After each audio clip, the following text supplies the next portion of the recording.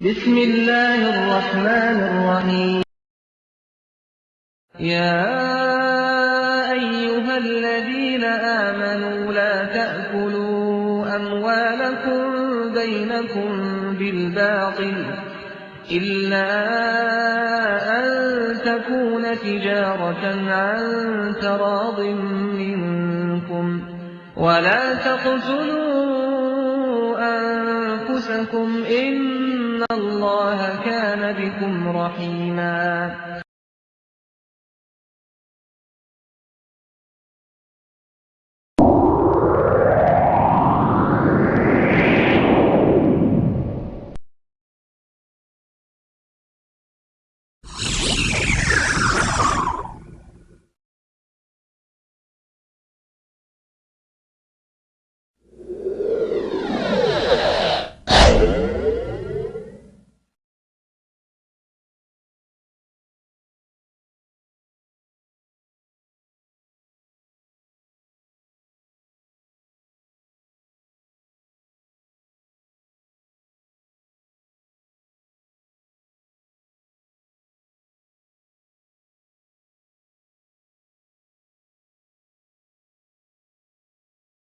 يا أيها الذين آمنوا أطيعوا الله وأطيعوا الرسول وأولي الأمر منكم فإن تنازعتم في شيء فردوه إلى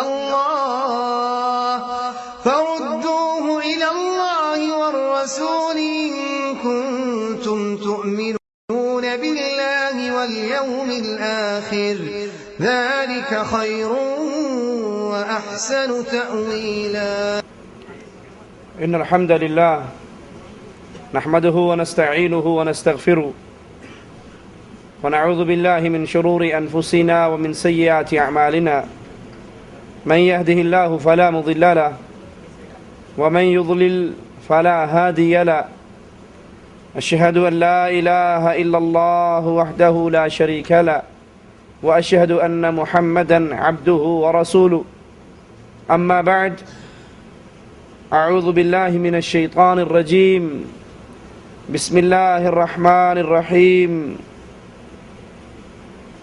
قل هو الله أحد الله الصمد لم يلد ولم يولد ولم يكن له كفوا أحد سوال ہے کہ جہری نماز میں سورۃ فاتحہ پڑھنا ضروری ہے؟ ہمارے ہاں جہری نمازوں میں سورۃ فاتحہ پڑھنے سے منع کیا جاتا ہے، بلکہ سب نمازوں میں ہی منع کیا جاتا ہے۔ کیا یہ صحیح ہے؟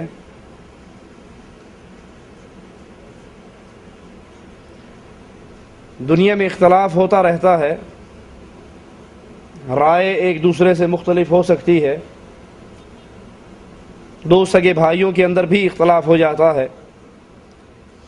اسی طرح کسی مسئلہ میں مسلمانوں کے درمیان اختلاف ہو جائے تو یہ کوئی بڑی بات نہیں۔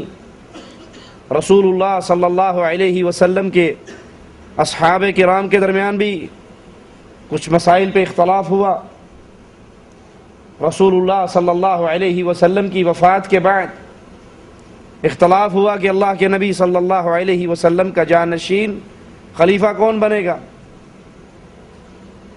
اختلاف ہوا کہ اللہ کے نبی واقعی مر گئے، فوت ہو گئے یا زندہ ہیں۔ ظاہری آنکھوں سے فوت ہوئے ہیں، باطن میں موجود ہیں، روحانیت کی لحاظ سے موجود ہیں۔ اختلاف ہوا کہ اللہ کے نبی علیہ الصلاۃ والسلام کو دفن کہاں کیا جائے گا۔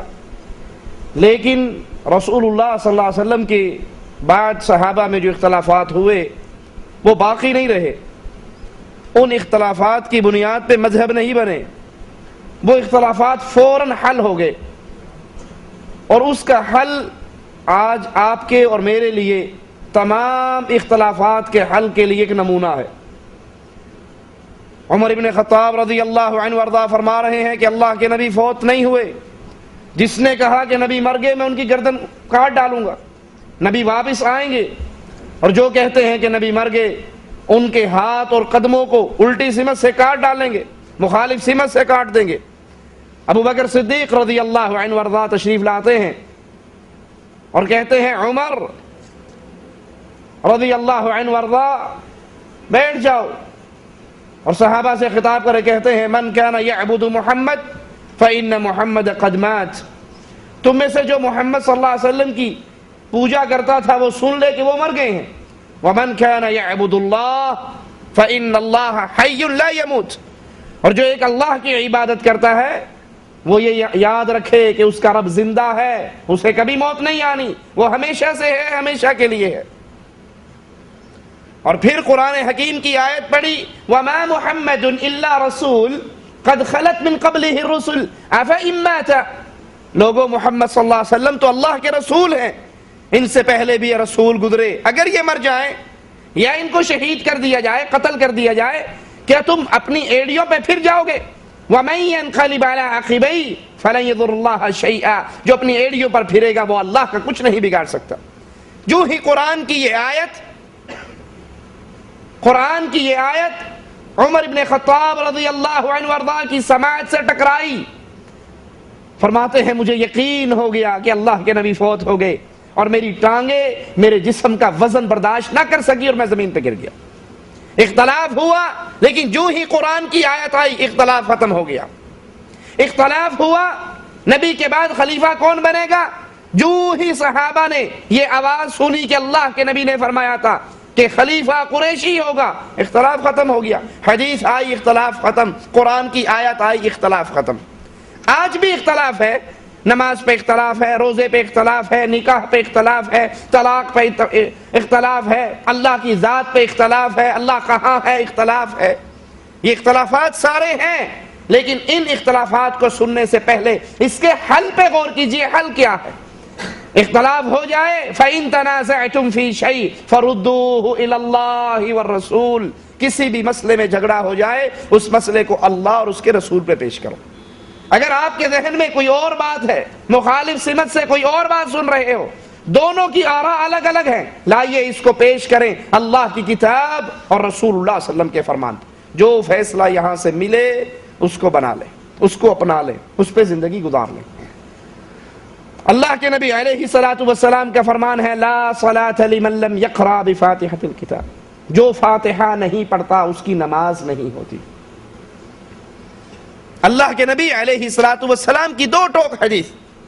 اب میں کس مذہب سے ہوں، میں کس امام کے ساتھ ہوں، میں کس جماعت کے ساتھ ہوں، میں کس فرقے کے ساتھ ہوں، یہ تمام بحثیں بات کی ہیں۔ سب سے پہلے بات یہ ہے کہ میں نے کلمہ محمد الرسول اللہ صلی اللہ علیہ وسلم کا پڑھا ہے، اور جب اللہ کے نبی نے فرما دیا کہ فاتحہ کے بغیر نماز نہیں، اب کوئی کہے ہو جاتی ہے، اس کو کہو جب سے مجھے حدیث رسول کا علم ہوا ہے میں حدیث کی مخالفت کر کے اپنی نماز برباد نہیں کرتا۔ رسول اللہ صلی اللہ علیہ وسلم، اور جو بھائی یہ سوال کرتے ہیں کہ ہمیں بلند آواز سے جس نماز میں قرات کی جاتی ہے اس میں جہری نماز میں ہمیں منع کیا جاتا ہے فاتحہ پڑھنے سے، تو اللہ کے نبی صلی اللہ علیہ وسلم کا اپنا واقعہ ہے۔ آپ نے فجر کی نماز پڑھائی، سلام پھیرا، کہنے لگے کہ مجھ پہ قرآن پڑھنا بھاری ہو گیا، جیسے مجھ سے کوئی چھین رہا ہے، کیا تم میرے پیچھے پڑھتے ہو؟ صحابہ نے کہا جو آپ پڑھتے ہیں وہی ہم پڑھتے ہیں۔ آپ نے فرمایا میرے پیچھے کچھ نہ پڑھا کرو سوائے سورۃ فاتحہ کے، جو اس کو نہیں پڑھتا اس کی نماز نہیں ہوتی۔ اب فجر کی نماز جہری نماز ہے، نبی امام ہے، صحابہ مقتدی ہیں، جو قرآن اللہ کے نبی نے پڑھا، فاتحہ پڑھی، اس کے بعد سورت پڑھی، صحابہ نے ساتھ ساتھ دہرایا۔ آپ نے فاتحہ کے علاوہ کچھ پڑھنے سے قیام میں منع کیا اور فاتحہ پڑھنے کا حکم دیا کہ جس نے یہ نہیں پڑھی، ایک حدیث کے الفاظ ہیں اس کی نماز خجاج خجاج خجاج، ناقص ہے ناقص ہے ناقص ہے۔ فاتحہ کو ہی اللہ نے نماز کہا۔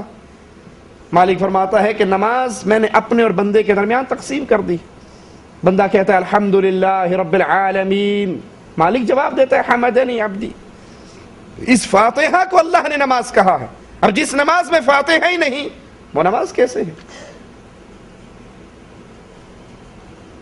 پاکستان میں جمعے کی نماز سے پہلے 4 رکعت سنت پڑھتے ہیں، جمعے کے بعد 4 رکعت اور پھر 2 رکعت پڑھتے ہیں، صحیح کیا ہے؟ جمعے کی نماز رسول اللہ صلی اللہ علیہ وسلم سے جو ثابت ہے، جمعے کی نماز 2 رکعت ہے جو آپ نے آ کر امام کے ساتھ پڑھ لی۔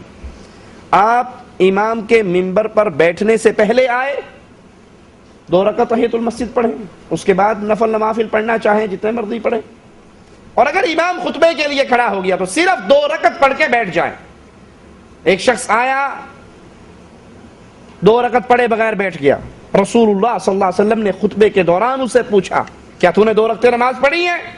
کہنے لگا نہیں اللہ کے نبی میں تو ویسے بیٹھ. آپ نے فرمایا کھڑا ہو اور 2 رکعت نماز پڑھ. تم میں سے کوئی مسجد میں نہ بیٹھے جب تک 2 رکعت نماز ادا نہ کر لے.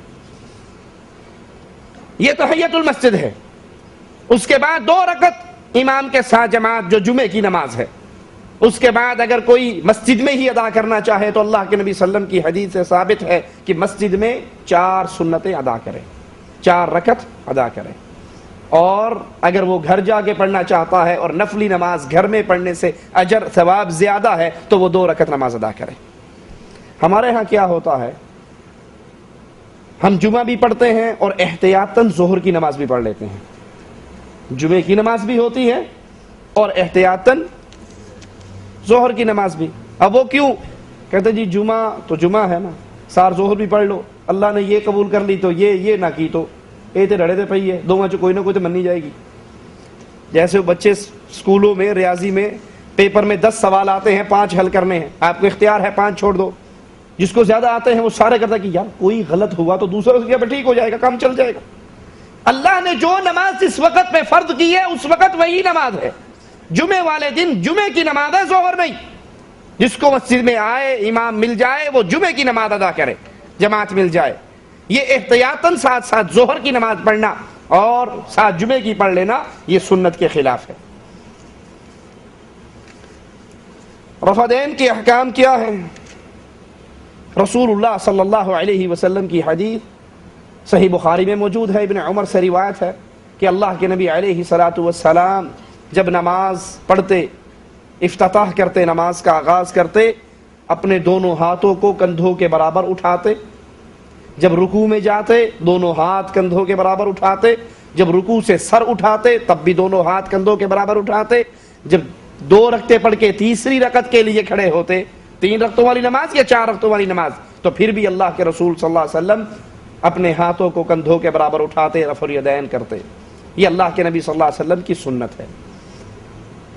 دنیا میں کوئی شخص صحیح حدیث سے ایک نماز میرے حبیب علیہ الصلوۃ والسلام کی ثابت نہیں کر سکتا کہ آپ نے ایک نماز پڑھی ہو اور اس کے اندر رفع دین نہ کی ہو. دنیا میں کوئی ایک صحیح حدیث ایسی موجود نہیں ہے. رفع دین کرنے کی جتنی حدیثیں ہیں سب صحیح, نہ کرنے کی جو بعض روایات ہیں وہ سب ضعیف, سب پہ محدثین کا کلام ہے. اب کچھ جھوٹ بولنے کے لیے کہہ دیتے ہیں جی وہ بغل کے نیچے بت رکھتے تھے اس لیے رفع دین شروع ہوئی. ارے بھائی عقل کے اندھے, نماز جماعت سے فرض ہو رہی ہے مدینہ شریف میں, بتوں والی پارٹی مکہ میں رہ گئی ہے. جہاں جماعت سے نماز فرض ہوئی وہاں بتوں والی پارٹی کوئی نہیں ہے. جہاں بتوں والی پارٹی ہے وہاں جماعت سے نماز ہی فرض نہیں ہے. نمبر 2, اگر مان بھی لیا جائے کہ وہ بغلوں میں بت رکھتے تھے تو پہلی دفعہ جب کرتے ہو, ہم تو کیسے کرتے ہیں, سنت جو ہے ابھی صحیح بخاری کی روایت جو میں نے سنائی, حذو منکبے, کندھوں کے برابر آپ ہاتھ اٹھاتے. اور جو بھائی رفع دین کے انکاری ہے وہ کہاں تک اٹھاتے ہیں؟ ٹھیک ہے, تو جب یہ پہلی دفعہ اٹھائی تو وہ بت صاحب نیچے گرے یا نہیں گرے؟ وہ کوئی ایلفی لگا کے تو نہیں لاتے تھے جو چپٹ جاتے ہو نیچے نہ گرتے ہو. تو پہلی بھی چھوڑ دو, یہ کیوں کرتے ہو, بت تو ختم ہو گئے. نمبر 3, وہ بڑے بے وقوف تھے جو بغلوں میں بت لاتے تھے, جیب میں ڈال کے کیوں نہیں لاتے تھے؟ انہیں اتنی عقل نہیں تھی کہ جیب میں ڈال لیں.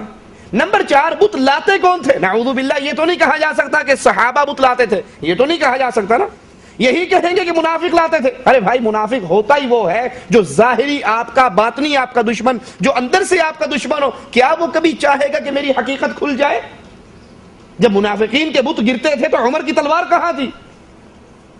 وہ تو چاہتے یہ تھے کہ کسی کو پتہ نہ لگے, اللہ وحی کر کے بتاتا تھا کہ یہ منافق ہے.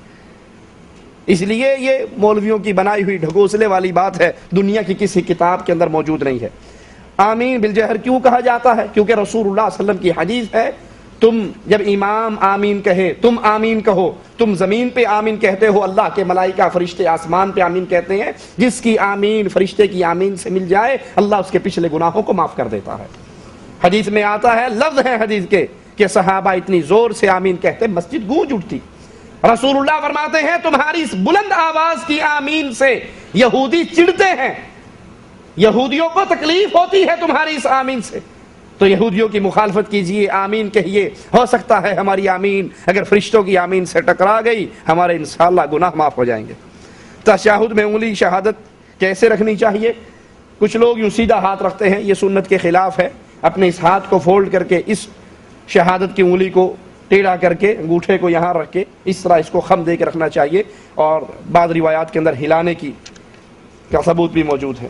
وتر کی نماز کس طرح پڑھی جائے؟ ہمارے یہاں نماز وتر 2 تشہد کے ساتھ پڑھا جاتا ہے۔ وتر کی نماز رسول اللہ صلی اللہ علیہ وسلم نے فرمایا جب تم وتر کی نماز پڑھو، 3 رکعت وتر پڑھنے ہیں تو مغرب کی مشابہت نہ کرو۔ مغرب کی مشابہت کیسے ہے؟ اس میں 2 تشہد ہیں، وتر کی نماز میں 1 تشہد ہے۔ پہلی رکعت پڑھی کھڑے ہو گئے، دوسری پڑھی کھڑے ہو گئے، تیسری کے آخری تشہد میں آپ نے بیٹھنا ہے جس میں سلام پھیرنا ہے، درمیان میں تشہد نہیں ہے۔ میٹھا میٹھا ہپ ہپ کوڑا کوڑا تھو تھو، جہاں حدیث سے رفعین کرنا ثابت ہے، رکوع میں جاتے ہوئے رکوع سے اٹھتے ہوئے، وہاں نہیں کریں گے، وہاں کہیں گے یہ منسوخ ہو گئی تھی، یہ گھوڑوں کی دمیں ہیں۔ سنا یا نہیں سنا؟ اور دنیا جہان کے گھوڑے خرید لو، زرداری کے گھوڑے بھی لے آؤ، کوئی گھوڑا دنیا میں ایسا نہیں ہے جو دم یوں مارتا ہو۔ میں اس گھوڑے کی قیمت ادا کرنے کے لیے تیار ہوں جو گھوڑا دم یوں مارے۔ گھوڑا ہمیشہ دم یوں مارتا ہے، اور کبھی یوں رفعین ہوئی؟ رفعین تو یوں ہے، اور گھوڑا کبھی یوں دم نہیں مارے گا، وہ ہمیشہ سائڈوں پہ دم مارتا ہے، سیدھی اوپر نیچے دم نہیں مارتا۔ اب یہ گھوڑوں کی دم کی بات کیا ہے؟ صحیح مسلم کے اندر حدیث موجود ہے، صحابی فرماتے ہیں جب ہم سلام پھیرتے تو ہم دائیں طرف السلام علیکم رحمۃ اللہ کہتے، اپنا ہاتھ نہیں موڑتے، بائیں طرف السلام علیکم رحمۃ اللہ کہتے اور ہاتھ بھی ہلاتے۔ آپ نے فرمایا تمہیں کیا ہے؟ تم اپنے ہاتھوں کو ایسے ہلاتے ہو جیسے گھوڑوں کی دمیں ہیں، صرف ایک طرف منہ کر کے السلام علیکم ورحمۃ اللہ، السلام علیکم ورحمۃ اللہ، یہ کہنا کافی ہے، نہ کیا کرو اس طرح۔ اور ملنگ سے کہا ملنگ صاحب نماز پڑھ لیا کرو، کہتا نماز پڑھنے کے ایڈا اوکھا کام۔ قرآن پاک میں ہے یا ایھا الذین آمنوا لا تقربوا الصلاۃ، ایمان والو نماز کے نیڑے بھی نہ جانا، اور قرآن میں ہے، جھوٹ بھی نہیں۔ اس نے کہا ملنگ صاحب قرآن میں یہ تو ہے لیکن آیت پوری پڑھو، وانتم سکارا، جب نشے میں ہو۔ کہنا ہے نکتے عمل کر لیں دے، پھر ویکھاں گے۔ اب آپ نے یہ حدیث تو پکڑ لی کہ گھوڑوں کی طرح دمیں نہ ہلاؤ، ارے بھائی اس حدیث کو پورا تو پڑھو۔ صحابی کہتے ہیں ہم سلام پھیرتے وقت جب السلام علیکم ورحمۃ اللہ کہتے تو اپنے چہرے کو بھی موڑتے اور ہاتھوں کو بھی موڑتے، جس سے رسول اللہ صلی اللہ علیہ وسلم نے منع فرمایا۔ یار لوگوں نے یہاں سے اٹھائی اور اس کو رکوع میں جانے اور رکوع سے اٹھنے کے رفعین پہ فٹ کر دی۔ گردن کا مسح کرنے کی کوئی ایک حدیث صحیح موجود نہیں ہے۔ اللہ کے نبی صلی اللہ علیہ وسلم نے جو وضو کا طریقہ اپنے صحابہ کرام کو سکھایا اس کے اندر گردن کا مسح کرنے کی کوئی دلیل نہیں۔ اگر آدمی سعودیہ میں کمائی کرنے کے لیے آیا اور حج کا موسم آئے اور حج کرنا چاہے تو اس کا حج ہو جائے گا یا نہیں؟ حج کے لیے یہ کہیں پہ شرط نہیں ہے کہ آپ اپنے ملک سے ڈائریکٹ ہی مکہ آئیں، یہ کہیں شرط نہیں ہے۔ جو بیت اللہ تک پہنچ سکے، جس کو سبیل مل جائے، راستہ مل جائے، بیت اللہ میں آ جائے، مومن ہو، موحد ہو، نمازی ہو، رزق حلال ہو، استطاعت ہو، اس پر اللہ کا حج ہے۔ یہ نہیں کہ آپ اور میں یہاں کمائی کے لیے آئے ہیں تب ہمارے لیے یہاں آسانی ہے حج کرنے میں، ہم کہیں ہم تو کمائی کے ویزے پہ آئے، حج ویزے پہ نہیں آئے۔ تو یہ کوئی پابندی نہیں ہے شریعت میں، آپ پہنچ گئے ٹھیک ہے، اور آپ پر یہی کافی ہے کہ آپ بیت اللہ میں پہنچ گئے، صاحب استطاعت ہیں، آپ حج ادا کریں۔ ہاں آپ کا آنا، آپ کا طریقہ کار، آپ کا مال، آپ کی کیفیت وہ حلال کی ہونی چاہیے، مال حرام کا نہیں ہونا چاہیے۔ یہ نہیں کہ آپ نے نماز تو کبھی نہیں پڑھی لیکن حاجی صاحب کہلوانے کے لیے حج کرنے پہنچ گئے ہو، اس طرح کے حج ابو جہل بھی کیا کرتا تھا۔ اس حج کا کوئی فائدہ نہیں۔ جو بے نماز ہے وہ ایک حج نہیں، وہ الحاج بن جائے، ہر سال حج کرتا رہے، مرتے ہی جہنم میں، جنت میں نہیں جا سکتا۔ جو بے نماز ہے کافر ہے، ٹھیک ہے۔ تو حج کے لیے موحد ہونا، نمازی ہونا، صاحب استطاعت ہونا، باقی شرطوں کے ساتھ یہ شرطیں بھی ضروری ہیں۔ اکثر اوقات لوگوں کے سامنے حدیث بیان کی جائے تو وہ کہتے ہیں یہ حدیث تو ضعیف ہے۔ یہ فیصلہ میں نے اور آپ نے نہیں کرنا کہ جو جی میں آئی یہ حدیث صحیح ہے یا ضعیف ہے، یہ فیصلہ محدثین کی جماعت کر گئی، محدثین کی جماعت کی فیصلہ کر گئی۔ اگر کوئی حدیث ثبوت تک نہیں پہنچتی، ضعیف ہے، ہم اس کو تسلیم نہیں کرتے، ہم اس حدیث کو مانتے ہیں جو صحیح ہے، اللہ کے نبی صلی اللہ علیہ وسلم تک پہنچتی ہے۔ یہ فیصلہ یہ نہیں کہ یہ میرے دل کو اچھی نہیں لگی، میرے مذہب کے مطابق نہیں، میں اس پہ فتویٰ لگا دوں، نہیں، اس پر محدثین فیصلہ دے چکے ہیں۔ اگر اس کسی محدث کے کلام کے مطابق وہ پایا ہے ثبوت تک نہیں پہنچ رہی، ضعیف کے درجے میں آتی ہے تو ہم اس کو تسلیم نہیں کرتے۔ ہمارے لیے اللہ کے قرآن کی آیات اور صحیح احادیث، یہی اہل سنت والجماعت اہل الحدیث کا مذہب ہے۔ ابراہیم علیہ السلام کو جب آگ میں ڈالا گیا تو فرشتے نے آ کر کیا سوال کیا تھا؟ جبرائیل علیہ السلام نے کہا تھا کہ کوئی حاجت ہو تو بتاؤ، ہم موجود ہیں، یہ پانی کا فرشتہ موجود ہے، ابھی برسائے گا اور ٹھنڈی ہو جائے گی ہر چیز۔ تو ابراہیم علیہ السلام امام الموحدین نے کہا تھا حاجت تو ہے لیکن جبرائیل تجھ سے نہیں ہے، تیرے رب سے ہے، جس کے لیے میں آگ میں گر رہا ہوں وہ میرے حال کو تجھ سے بہتر جانتا ہے۔ حسبنا اللہ ونعم الوکیل نعم المولا ونعم النصیر۔ حضرت عمر جب خطبہ دے رہے تھے تو یا ساریۃ الجبل کہا، پہاڑ کے پیچھے کفار کا لشکر تھا، کیا یہ صحیح ہے؟ یہ حدیث ضعیف ہے، صحیح حدیث نہیں ہے۔ کچھ عرصہ پہلے ایک دوست نے جو پاکستان میں ہے مجھ سے 2000 ریال ادھار کے طور پہ لیے، تب ریال کا ریٹ کم تھا جبکہ اب زیادہ ہو گیا۔ اب مسئلہ یہ ہے کہ میں اس سے موجودہ ریٹ پر پیسے لوں یا کتنے روپے بنے تھے تب لوں؟ اس نے آپ کو ریال دیے تھے نا، آپ اس کو ریال لوٹاؤ۔ یہ نہیں کہ اس وقت پاکستانی روپیہ 16 روپے تھا اور اب وہ 18 ہو گیا تو چلو کچھ تھوڑا جا پرافٹ ہی ہو گیا، نہیں، آپ نے ریال لیے، ریال واپس کر دو۔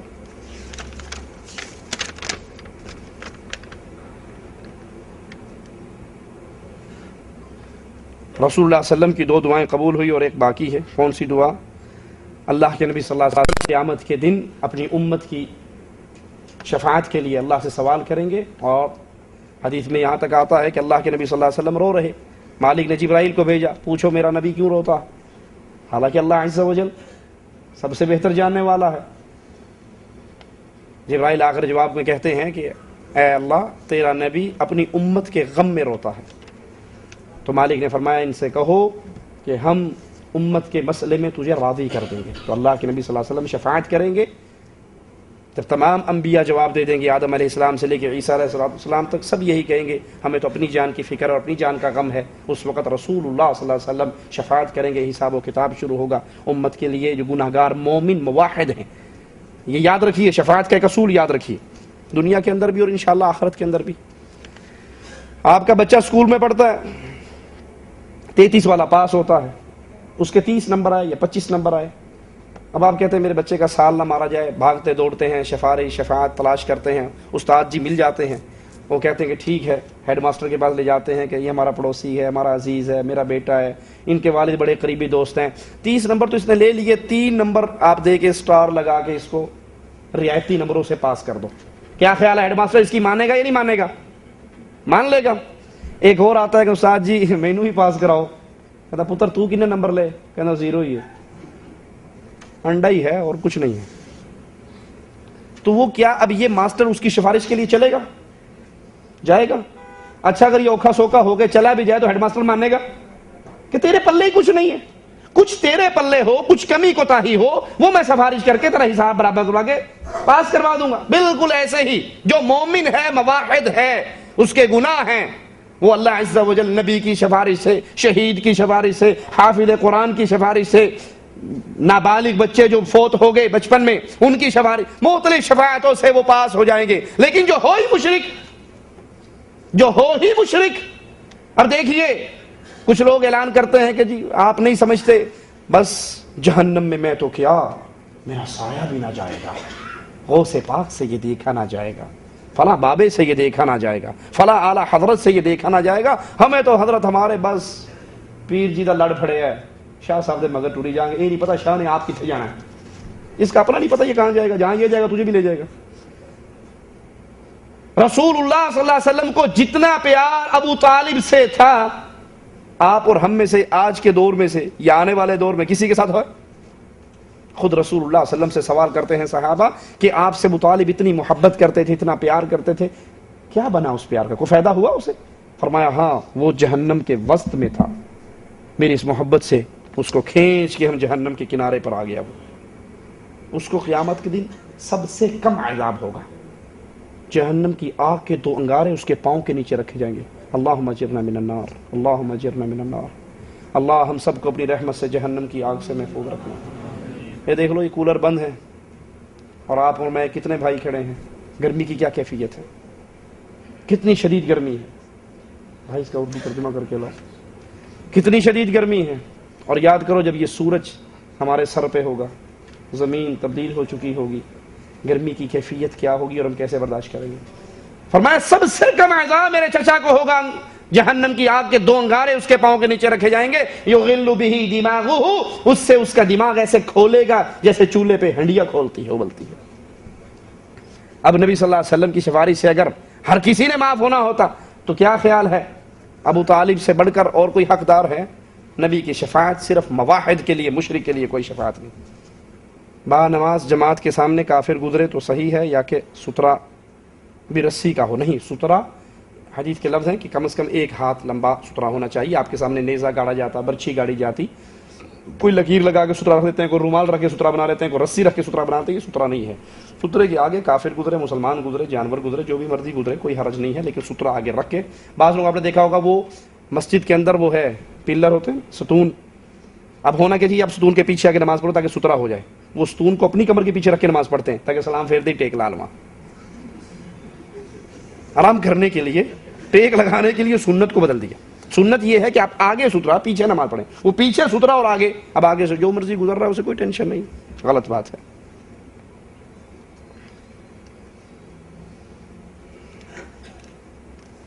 قیامت کے دن بچے کو ماں کے نام سے پکارا جائے گا یا باپ کے نام سے پکارا جائے گا؟ ابے نال تھوڑی لڑائی ہوئی ہے، نسل تو باپ سے چلتی ہے۔ کچھ لوگ یہ کہتے ہیں کہ قدر مشترک دیکھ کر سب کو لا الہ الا اللہ محمد رسول اللہ پر جمع کریں، اس میں شیعہ بریلوی دیوبندی کی تفریق نہیں، سب کو جماعت میں شامل کریں، اس بارے میں اپنی رائے سے نوازیں، حق کا تقاضا کیا ہے، ارشاد فرمائیں۔ پیارے بھائی، جماعت میں شامل کریں۔ جماعت کون سی؟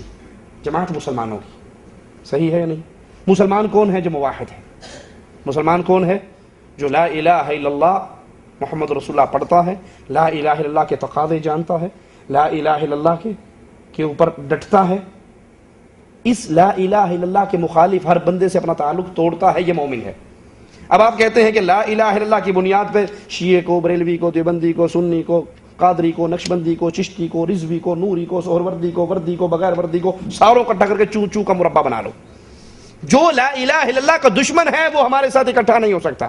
لا الہ الا اللہ کا دشمن کون ہے؟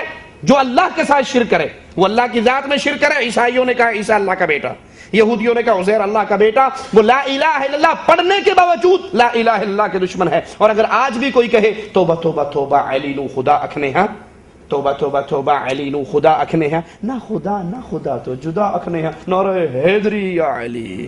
اب یہ اللہ اور علی کو کہہ رہا ہے نہ تو خدا ہے اور نہ جدا ہے، بیچ میں کچھ مچ ہے۔ اب وہ علی کو مکمل الہ مانتے ہیں، علی کو مشکل کشا کہتے ہیں، حاجت روا کہتے ہیں، مشکل کشا کہتے ہیں، بارش برسانے والا کہتے ہیں، بلکہ یہاں تک کہتے ہیں کہ جبرائیل بھول گیا وہی تو علی پر اترنی تھی، اتر محمد پر گئی۔ نعوذ باللہ ثم نعوذ باللہ۔ وہ لا الہ الا اللہ کے دشمن ہیں، کیسے ان کو اپنے ساتھ ملایا جا سکتا ہے؟ اسی طرح قبر پرست جو قبروں پہ سجدہ کر رہا ہے وہ اللہ کی عبادت میں غیر اللہ کو شریک کر رہا ہے، ان کو اپنے ساتھ نہیں ملایا جا سکتا۔ اسی طرح صوفی جو اللہ کی ذات کو ہی ہر چیز میں سمجھتا ہے، جیسے مولوی زکریا فضائل صدقات میں لکھتے ہیں، اے اللہ جو تو ہے وہ میں ہوں، جو میں ہوں وہ تو ہے، میں اور تو خود شرک در شرک ہے، تو میرا شریک میں تیرا شریک۔ اب یہ اللہ کی ذات کا شرک ہے۔ اللہ کسی کے اندر کسی میں حل نہیں ہوتا، کوئی اللہ میں فنا نہیں ہوتا، نہ فنا فی اللہ ہو سکتا ہے، نہ اللہ کسی میں حلول کرتا ہے۔ یہ تمام شرکی عقیدے ہیں۔ جو لا الہ الا اللہ کے دشمن ہیں ان کو کیسے اپنے ساتھ ملایا جا سکتا ہے؟ جزاکم اللہ خیر۔ سبحانک اللہم وبحمدک اشہد ان لا الہ الا انت استغفرک واتوب الیک۔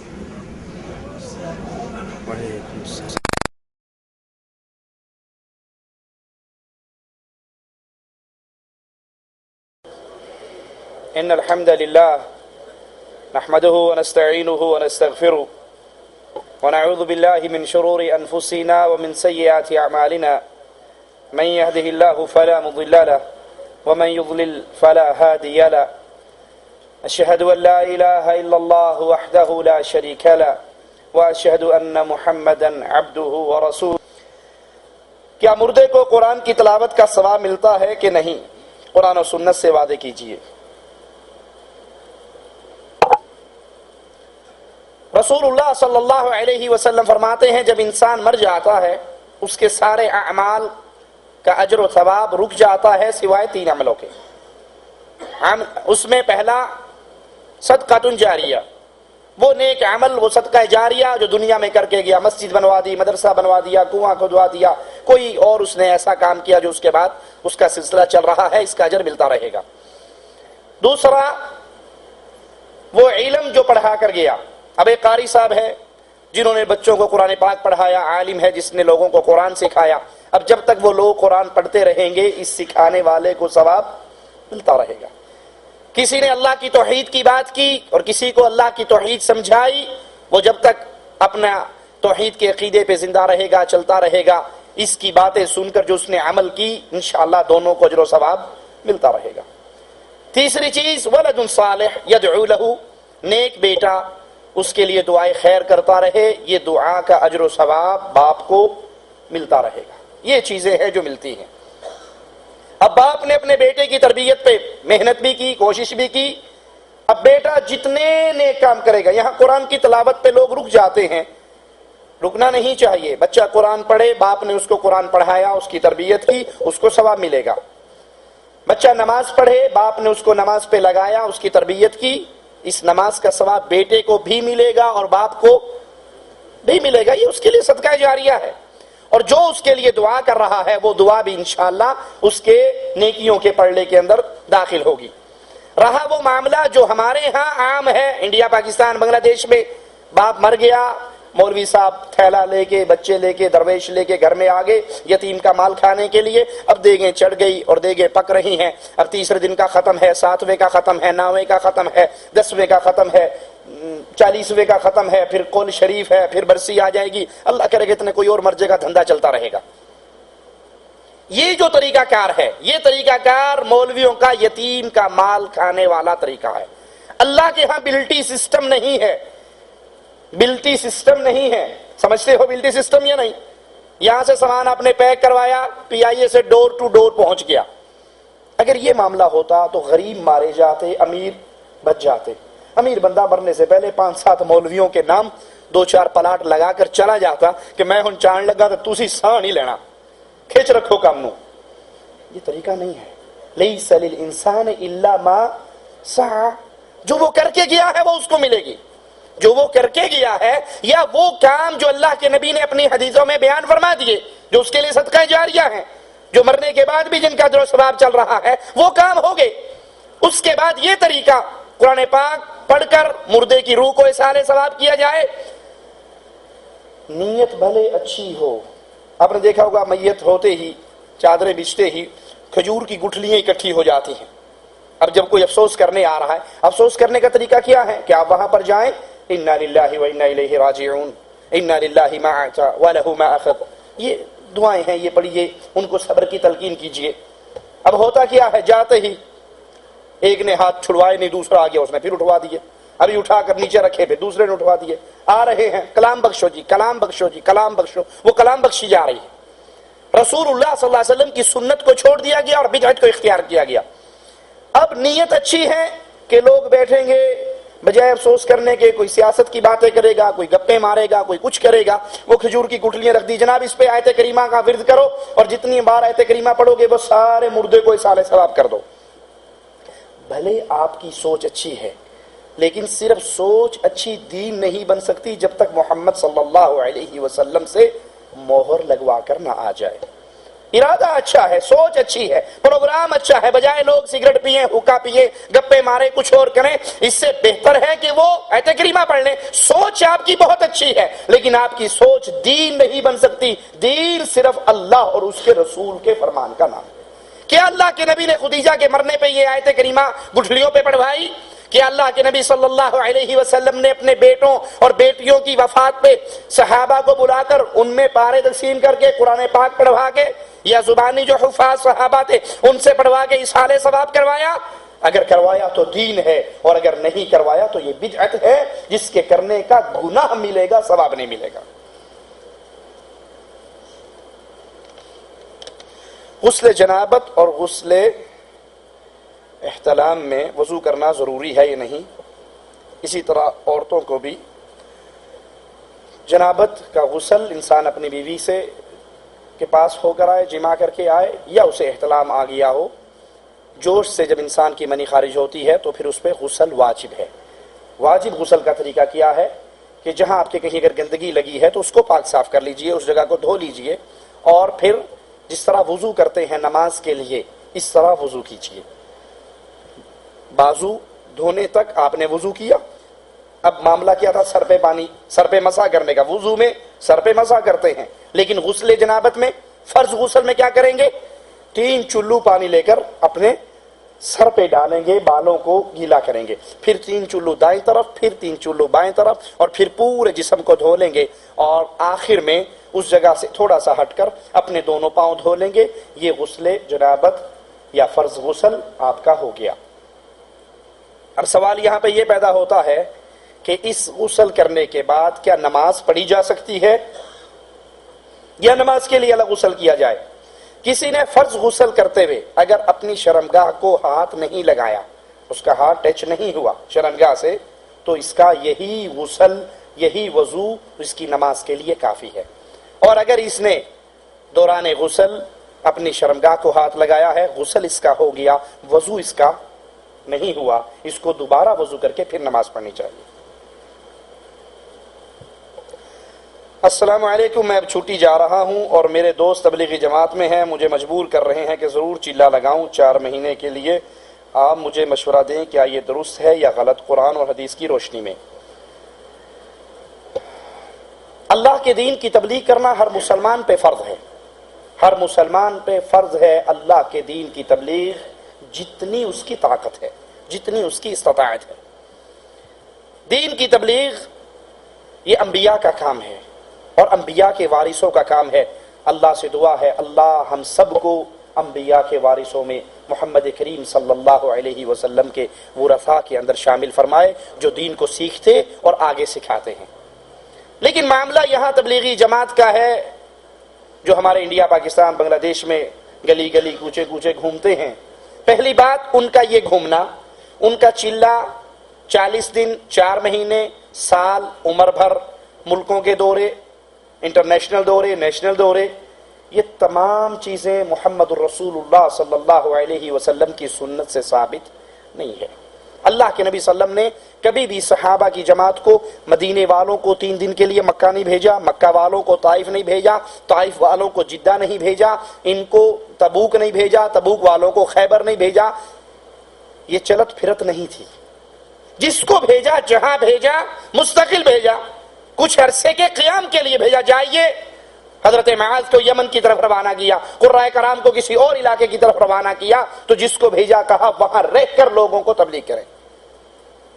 پہلا پوائنٹ۔ دوسرا پوائنٹ، جو کتاب لے کر وہ گھوم رہے ہیں، فضائل اعمال، فضائل صدقات، فضائل درود، یہ فضائل کی جو کتاب ہے یہ رسول اللہ صلی اللہ علیہ وسلم کی بنیادی دعوت کے خلاف ہے۔ آپ نے کبھی بھی وہ دعوت طائف میں دی ہو، وہ دعوت مکہ میں دی ہو، وہ دعوت کہیں پر دی ہو، سب سے پہلی آپ کی دعوت کی بنیاد لا الہ الا اللہ، اللہ کی توحید کی دعوت۔ تبلیغی جماعت کی دعوت کے اندر اللہ کی توحید کی دعوت نہیں ہے۔ میرا جملہ کڑوا ہے، مجھے اللہ کے لیے معاف کر دینا، میں چندے لینے کے لیے کھڑا نہیں ہوا، میں قربانی کی کھالیں اکٹھی کرنے کے لیے کھڑا نہیں ہوا، کہتا ہوں وہی بات، سمجھتا ہوں جسے حق یہ ہے کہ تبلیغی جماعت کی دعوت، اس میں نماز کی دعوت ہے، روزے کی دعوت ہے، فضائل کی دعوت ہے، حج کی دعوت ہے، صدقہ خیرات کے فضائل کی دعوت، یہ ساری دعوتیں ہیں، لیکن لا الہ الا اللہ کی دعوت، شرک کا رد، قبر پرستی کا رد، یہ دعوت بالکل نہیں ہے۔ تبلیغی جماعت کی دعوت توحید ربوبیت کی دعوت ہے، جس کو کفار مکہ مانا کرتے تھے۔ اللہ رب ہے، اللہ خالق ہے، اللہ مالک۔ آپ طارق جمیل صاحب کی ساری کیسٹیں سن لیجئے، آپ کو ملے گا خوشبو، پھولوں میں خوشبو پیدا کرنے والا اللہ، ہوائیں چلانے والا اللہ، سمندر کے اندر کنٹرول کرنے والا اللہ، خشکی اور تری پہ کشتیوں، ہر چیز کا خالق، مالک، رازق اللہ۔ ارے بھائی، یہ ساری بات ابو جہل بھی مانتا تھا۔ وَلَئِن سَأَلْتَهُمْ مَنْ خَلَقَ السَّمَاوَاتِ وَالْأَرْضِ، ان سے پوچھئے زمین و آسمان کا خالق کون ہے، تو یہ سب کہیں گے اللہ۔ کفار مکہ اللہ کو خالق، مالک، رازق، حاکم، یہ سب کچھ مانتے تھے، مختار کل مانتے تھے، کشتییں پار لگانے والا مانتے تھے، پھر بھی کافر تھے، کیونکہ وہ توحید عبادت کو نہیں مانتے تھے۔ توحید عبادت کیا ہے؟ اللہ کے علاوہ کسی کے لیے سجدہ نہیں ہو سکتا، اللہ کے علاوہ کسی کے لیے قربانی نہیں ہو سکتی، اللہ کے علاوہ کسی کو پکارا نہیں جا سکتا، یا علی مدد یا رسول اللہ مدد کے نعرے نہیں لگائے جا سکتے، یہ غیر اللہ کی پوجا ہے۔ اس دعوت پر تبلیغی جماعت نہیں آتی۔ توحید عبادت، توحید الوہیت، توحید حاکمیت، اس کی دعوت آپ کو تبلیغی جماعت کے سٹیج سے زندگی بھر ترس جاؤ گے نہیں ملے گی، بلکہ طارق جمیل صاحب کے جلسے کے اندر، وہ جلسہ، وہ پروگرام جو مورے شاہ کے دربار کے عرس پر ہوا تھا اور مولانا طارق جمیل وہاں پر موجود تھے، وہاں نعرہ حیدری تو لگے ہیں، نعرہ رسالت تو لگے ہیں، نعرہ غوثیہ تو لگا ہے، مولانا طارق جمیل نے اس کو قطعاً نہیں کہا یہ شرک کے نعرے ہے، یہ غیر اللہ کی پکار ہے، نہ لگائیے، بلکہ وہ امت کے جوڑ کے لیے اس کفر اور شرک کو برداشت کرتے رہے۔ امت کے جوڑ کا ہمیں بھی غم اور فکر ہے، لیکن تم تھوک سے جوڑتے ہو، ہم ایلفی سے جوڑتے ہیں۔ مشرک شرک کی حالت میں باقی رہے، امت کبھی نہیں جڑ سکتی۔ امت کو جوڑنا ہے تو مشرک کو حالت شرک سے اٹھائیے، اس سے شرک سے توبہ کروائیے اور اس کو ایک اللہ کی توحید پہ لائیے۔ مواحد جب مواحد سے ملے گا تو پھر یہ ٹوٹ سکتا۔ تیسرا پوائنٹ، وہ کتاب فضائل اعمال، جس میں صدقات کے فضائل، روزے کے فضائل، حج کے فضائل، رمضان کے فضائل ہیں، وہ کتاب شرکیہ واقعات سے بھری پڑی ہے، وحدت الوجود کے واقعات سے، اس عقیدے کی تبلیغ سے بھرمار ہے اس کے اندر۔ مولانا سکریہ صاحب خود لکھتے ہیں، فضائل صدقات حصہ دوم، صفحہ 558، کتب خانہ فیضی لاہور سے جو چھپی ہے، اے اللہ جو تو ہے وہ میں ہوں، جو میں ہوں وہ تو ہے، میں اور تو خود شرک در شرک ہے، تعالی اللہ عما یقولون، اللہ بری ہے، بلند ہے، پاک ہے اس شرکیہ جملوں سے۔ کوئی بندہ اللہ میں فنا نہیں کر سکتا، اللہ کسی میں حلول نہیں کیا کرتا، اللہ اللہ ہے، مخلوق اس کے بندے ہیں۔ قبر والے کے پاس گئے، قبر والا باہر آیا، اس نے اونٹ ذبح کیا، پھر قبر میں چلا گیا۔ اس طرح کے جھوٹے واقعات جو شرک کی دعوت ہے، شرکیہ واقعات ہیں۔ مردوں کے بارے میں یہ عقیدہ رکھنا کہ یہ سب کچھ جانتے ہیں، یہ کر سکتے ہیں، یہ باہر نکل کے اونٹ تک ذبح کر سکتے ہیں اور پھر اپنی قبر میں جا سکتے ہیں، یہ واقعات اس کتاب میں بھرے پڑے ہیں۔ بھلے ان کی محنت بڑی اچھی ہے، ان کے اندر اخلاص ہے، اللہ کے لیے کرتے ہیں، کسی سے چندے نہیں لیتے، اپنا مال لگاتے ہیں، اپنے پیسہ لگاتے ہیں، اپنا وقت لگاتے ہیں، سب کچھ کرتے ہیں، لیکن بھائی زمزم کے نام پہ جو چیز بیچی جا رہی ہے وہ گندگی ہے، وہ پانی نہیں ہے، وہ موت کا پیغام ہے۔ حالت شرک انسان کو ہمیشہ کی جہنم میں لے جانے والی حالت ہے۔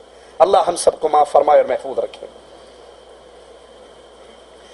شیخ محترم، کچھ لوگوں کا خیال ہے کہ اہل حدیث اماموں کو نہیں مانتے، کیا اسلام میں امام کی اتباع کی کچھ حیثیت ہے یا نہیں؟ اہل حدیثوں پر یہ الزام ہے کہ ہم اماموں کو نہیں مانتے، اور یہ الزام بھی ویسا ہی ہے جیسا عیسائیوں نے مسلمانوں پہ الزام لگایا ہے۔ عیسائیوں کا کیا الزام ہے؟ عیسائی کہتے ہیں مسلمان عیسیٰ علیہ السلام کو نہیں مانتے، کہتے ہیں یا نہیں؟ تو آپ سارے مسلمان بیٹھے ہو نا، عیسیٰ کو مانتے ہو یا نہیں مانتے؟ عیسائی کیوں کہتے ہیں کہ نہیں مانتے؟ ویسے نہیں مانتے جیسے عیسائی مانتے ہیں۔ وہ کیا مانتے ہیں؟ وہ عیسیٰ کو اللہ کا بیٹا مانتے ہیں، ہم عیسیٰ کو اللہ کا بندہ مانتے ہیں۔ ماننے میں فرق ہے۔ ارے امام تو بڑی حیثیت ہے، بڑی عظیم شخصیت ہے، ہم تو زمین پہ رینگنے والی ایک کیڑی کے بھی منکر نہیں ہیں، اس کیڑی کو بھی مانتے ہیں، پرندوں کو بھی مانتے ہیں، درندوں کو بھی مانتے ہیں، چرندوں کو بھی مانتے ہیں، اماموں کو بھی مانتے ہیں۔ ماننے میں فرق ہے۔ کیسے؟ تم امام کی بات کو حرف آخر مانتے ہو۔ اصول کرخی کے اندر عبید اللہ بن دلال بن حسین الکرخی الحنفی اصول بیان کرتا ہے، قرآن کی آیت آ جائے امام کے قول کے خلاف، رسول اللہ کی حدیث آ جائے امام کے قول کے خلاف، صحابی کا عمل آ جائے امام کے قول کے خلاف، تو ہم ان تینوں چیزوں کو ٹھکرا کر امام کے قول کو رکھیں گے اور باقی چیزوں کا انکار کر دیں گے۔ تمہارا ماننے کا یہ ڈھنگ ہے۔ ہم بھی مانتے ہیں کیا؟ ہم کہتے ہیں ابو حنیفہ فقہ کے امام تھے، شافعی احمد بن حنبل امام مالک حدیث کے امام تھے، امام بخاری، امام مسلم، امام نسائی، یہ سارے ائمہ کرام یہ سب اپنے اپنے فن کے امام تھے، اپنی اپنی فیلڈ کے امام تھے۔ ارے دین کا امام صرف محمد الرسول اللہ صلی اللہ علیہ وسلم۔ میرے اور ان کے ماننے میں فرق ہے۔ اہل حدیث یہ مانتا ہے کہ احمد ابن حنبل غلطی بھی کر سکتے ہیں، ٹھیک بھی کہہ سکتے ہیں، ابو حنیفہ غلطی بھی کر سکتے ہیں، ٹھیک بھی کہہ سکتے ہیں، مالک شافعی غلطی بھی کر سکتے ہیں، ٹھیک بھی کہہ سکتے ہیں، 4 نہیں 12 امام کو بھی مانتے ہیں کہ وہ غلطی بھی کر سکتے ہیں اور سچ بھی کہہ سکتے ہیں۔ اگر کوئی غلطی نہیں کر سکتا، وہ جب بولتا ہے حق بولتا ہے، وہ امام اعظم امام الانبیاء محمد الرسول اللہ صلی اللہ علیہ وسلم۔ سب کو مانتے ہیں، سب کی عزت کرتے ہیں، سب کی شان کے مطابق احترام کرتے ہیں، لیکن حرف آخر مانتے ہیں تو بلال کے آقا محمد کی بات کو صلی اللہ علیہ وسلم۔ یہ ویسے ہی الزام ہے جیسے عیسائیوں نے مسلمانوں پہ لگایا، مسلمان عیسیٰ کو نہیں مانتے، ہم عیسیٰ کو مانتے ہیں علیہ الصلاۃ والسلام، ویسے نہیں مانتے جیسے عیسائی مانتے ہیں۔ اسی طرح اہل حدیث پہ تہمت اور الزام ہے کہ یہ 4 امام کو نہیں مانتے، ہم 4 کو بھی مانتے ہیں، 12 کو بھی مانتے ہیں، لیکن کسی کو معصوم نہیں مانتے سوائے محمد رسول اللہ صلی اللہ علیہ وسلم۔ ہم ہر بندے کے بارے میں کہتے ہیں ارے تم اماموں کی بات کرتے ہو، تم 4 اور 12 کو لے کر آتے ہو، ہم علی کو مانتے ہیں، عثمان کو مانتے ہیں، فاروق اعظم کو مانتے ہیں، صدیق اکبر کو مانتے ہیں، لیکن اتباع کے لائق ان 4 سے پہلے ان 4 کے نبی محمد کو مانتے ہیں صلی اللہ علیہ وسلم۔ ہر بندے کی بات کو ٹھوکر ماری جا سکتی ہے، وہ کوفے کا ہو، وہ بغداد کا ہو، وہ بریلی کا ہو، وہ دیوبند کا ہو، وہ عراق کا ہو، وہ ایران کا ہو، وہ دنیا میں کہیں کا ہو، ہر بندے کی بات کو ٹھوکر ماری جا سکتی ہے۔ اگر ایک بندے کی ہر بات کو سینے سے لگایا جا سکتا ہے تو اس کا نام نامی اسم گرامی محمد الرسول اللہ صلی اللہ علیہ وسلم۔ بتائیے اہل حدیث کی یہ دعوت فرقہ پرستی کی دعوت ہے یا فرقوں کو ختم کر کے محمد کی اتباع کی دعوت ہے صلی اللہ علیہ وسلم؟ لڑائی امت میں پڑی ہی تب ہے جب لوگوں نے اپنے اپنے امام بنا لیے۔ وہ کہتا میرا امام تکڑا، وہ کہتا نہیں تیرے امام سے میرا امام زیادہ شان والا، وہ کہتا نہیں پہلے میرا آیا تھا، وہ کہتا نہیں آیا پہلے تیرا تھا لیکن علم زیادہ ہمارے کے پاس تھا۔ لڑائی ہو گئی نا۔ ہم کہتے ہیں بھائی سب کی عزت کرو، سب کو ان کے مقام پہ رکھو، لیکن ایک امام ایسا ہے وہ روتے ہوئے بولے، وہ سوتے ہوئے بولے، وہ دین کی بات جب بھی کرتا ہے ہر امام اپنی مرضی سے کرتا ہے، وہابیوں کا امام اللہ کی مرضی سے کرتا ہے، اور اس امام کا نام محمد الرسول اللہ صلی اللہ علیہ وسلم۔ مسافہ ایک ہاتھ سے یا دونوں ہاتھ سے؟ مسافہ ایک ہتھیلی کا ہتھیلی سے ملنا، ایک ہاتھ آپ کا دوسرا ہاتھ دوسرے بھائی کا، ان 2 ہاتھوں کے ملنے کو مسافہ کہتے ہیں۔ جو لوگ 2 ہاتھوں سے مسافے کے قائل ہیں وہ دلیل کے طور پہ صحیح بخاری کی ایک حدیث پیش کرتے ہیں جس میں رسول اللہ صلی اللہ علیہ وسلم نے اپنے 2 ہاتھوں میں صحابی کے ایک ہاتھ کو لیا ہوا اور ان کو دین کی کچھ بات ہی سکھا رہے۔ کہتے ہیں دیکھو جی یہ 2 ہاتھ میں مسافہ 2 ہاتھ سے ہو رہا ہے۔ یہ 2 باتیں سوچنے کے قابل ہیں۔ ایک بات تو یہ کہ اس باب کے اندر دین کا علم سکھانے کا معاملہ ہے، سلام کے آداب میں وہ روایت نہیں ہے۔ دوسرا پوائنٹ ہم کہتے ہیں جی مان لیتے ہیں آپ کی کہ سلام کے آداب کے اندر ہی وہ بات ہے۔ نبی کے کتنے ہاتھ تھے؟ صحابی کا کتنا؟ زیادہ شان والے کون؟ نبی۔ کم شان والے کون نبی کے مقابلے میں؟ صحابی۔ تو اس حدیث سے کیا ثابت ہوا؟ جس کی شان زیادہ ہو وہ 2 ہاتھ کرے، جس کی شان اس سے سامنے والے سے کم ہو وہ 1 ہاتھ کرے۔ تم الٹا مانتے ہو۔ پیر صاحب 4 انگلیں کرتے ہیں اور مرید چوکے السلام علیکم، وہ بیچارہ جھک رہا ہے، گر رہا ہے، مر رہا ہے، 2 ہاتھ آگے میں اور پیر 2 انگلیاں دے کے اس کے ہاتھ سے یوں نکل جاتا ہے۔ ارے بھائی پیر کو کہو 2 ہاتھ دے، نبی کے 2 ہاتھ تھے۔ میٹھا میٹھا ہاتھ ہاتھ کوڑا کوڑا تھو تھو، ایویں تو نہیں گڈی چل دی۔ اگر اسی حدیث کو لینا ہے تو نبی کے کتنے ہاتھ؟ صحابی کے؟ تو اصول بناؤ، پیر صاحب 2 ہاتھوں سے اور مرید صاحب 1 ہاتھ سے۔ دلیل وہاں سے لی ہے جو آپ کے خلاف جاتی ہے۔ مسافہ ایک ہتھیلی کا دوسرے ہتھیلی سے ملنے کو مسافہ کہتے ہیں، 1 ہاتھ سے دوسرے ہاتھ کا ملنا۔ واللہ اعلم۔ اگر کسی کی بیوی اپنے شوہر کی بات نہ مانے، بعد میں شوہر الگ ہو جائے تو بچے شوہر کے پاس رہیں گے یا بیوی کے پاس؟ اگر بیوی کے پاس رہیں گے تو شوہر کو خرچہ دینا ہوگا یا نہیں؟ بچے شوہر کا حق ہے کہ وہ اپنے پاس رکھے، اور اگر وہ بیوی کو دے دیتا ہے، آپ اس میں رضامندی سے بیوی لے جاتی ہے، تو پھر شوہر کا حق ہے کہ ان کا خرچہ پانی ان کی ماں کو دے۔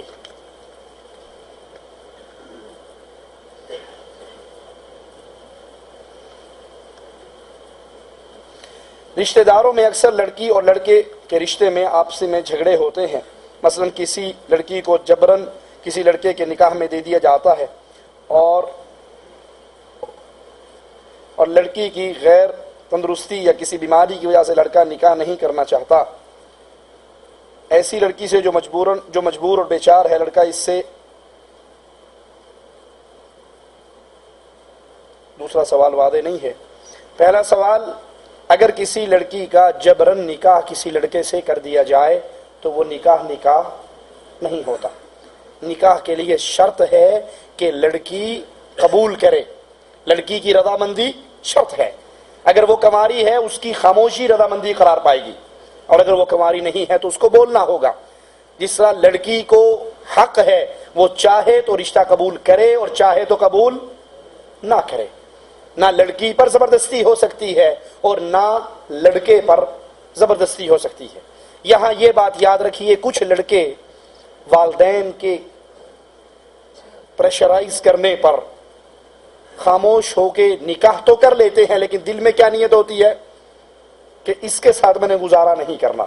تو آپ یہیں پر اپنے ماں باپ کو انکار کر دیں، اس بچی کی زندگی کو برباد نہ کریں، اس کو عیب دار نہ کریں، یہیں پر نکاح کرنے سے انکار کر دیں، باپ کے اس پریشر کو ریلیز کر دیں اور کہہ دیں کہ میں اس سے شادی نہیں کرتا۔ لیکن شادی کر کے اس کے حق ادا نہ کرنا اور اس کے ساتھ ظلم اور زیادتی کرنا یہ درست نہیں ہے۔ اسی طرح نکاح میں لڑکی کی رضامندی ضروری ہے، لڑکی راضی ہوگی تو نکاح ہوگا۔